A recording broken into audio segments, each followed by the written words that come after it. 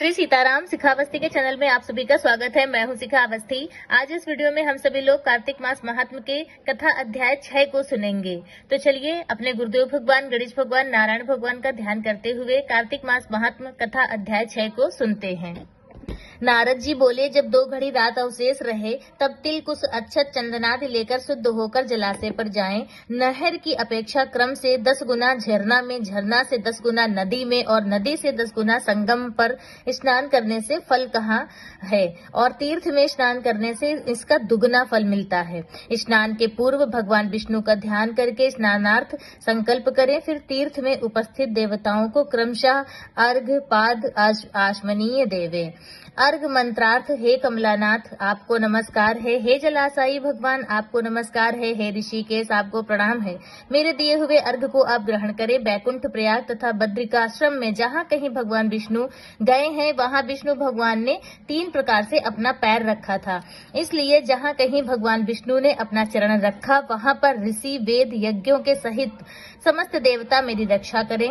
हे जनार्दन, हे दामोदर, मैं आपका ध्यान और आपको प्रणाम करके इस जल में स्नान करने के लिए जा रहा हूँ। आपकी कृपा से मेरे समस्त पाप नष्ट हो जावें। हे हरे, कार्तिक मास में व्रत तथा विधि पूर्वक स्नान करने वाला मैं अर्घ देता हूँ, आपका राधिका के सहित ग्रहण करें। हे कृष्ण, हे प्रबल राक्षसों का नाश करने वाले भगवान, हे पाप नाशक, इस कार्तिक मास में नित्य नैमित्तिक कर्मों के द्वारा दिए हुए मेरे इस अर्घ को आप स्वीकार करें।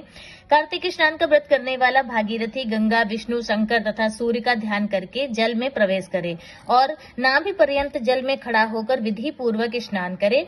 गृहस्थ तेल और आंवले का चूर्ण लगाकर स्नान करें। विधवा स्त्री तथा यति तुलसी के मूल की मृत्तिका यानी कि तुलसी माता की जड़ से मिट्टी लेकर स्नान करे।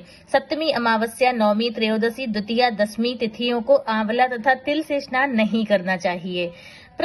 उसके बाद फिर स्त्री और शूद्र वेदोक्त मंत्रों से स्नान न करें। उन्हें पौराणिक स्नान देवताओं के कार्य के लिए 3 प्रकार का रूप धारण किया था। पापनाशक भगवान विष्णु अपनी कृपा मुझे पवित्र बनावें।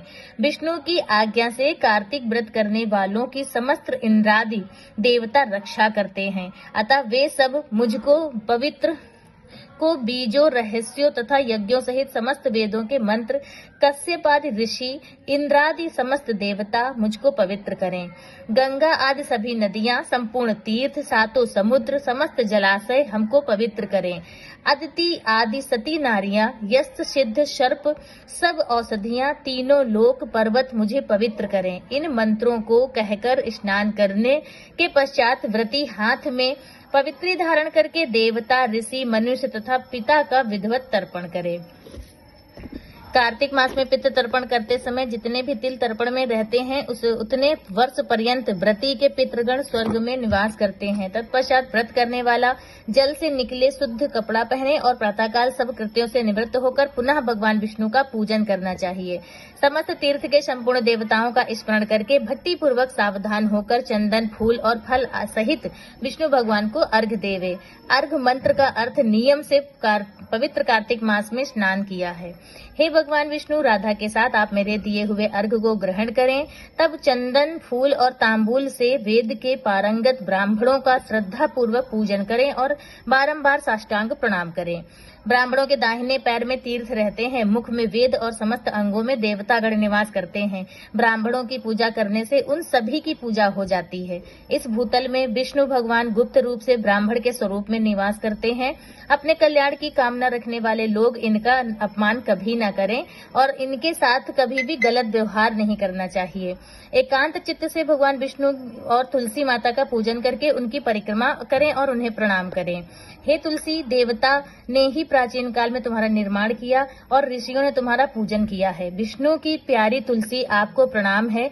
आप मेरे सभी पापों का नाश करें। इसके पश्चात स्थिर चित्त से भगवान विष्णु की पुराणों कथा को सुनना चाहिए और भक्ति पूर्वक वेद ब्राह्मणों का पूजन करना चाहिए। इस प्रकार भक्ति पूर्वक जो लोग पूर्वोक्त विधान से यह कार्य करते हैं उन्हें विष्णु लोक प्राप्त होता है। समस्त रोगों तथा पापों को नष्ट करने वाला, मनुष्य को श्रेष्ठ बुद्धि देने वाला, पुत्र, धन आदि प्राप्ति का साधन मुक्तिदायक कार्तिक मास के व्रत के अतिरिक्त कोई उत्तम व्रत इस संसार में नहीं है। इस प्रकार से आज का अध्याय संपूर्ण हुआ। बोलो श्री हरि नारायण भगवान की जय। आगे की कथा आगे के अध्यायों में सुनेंगे। श्री सीताराम।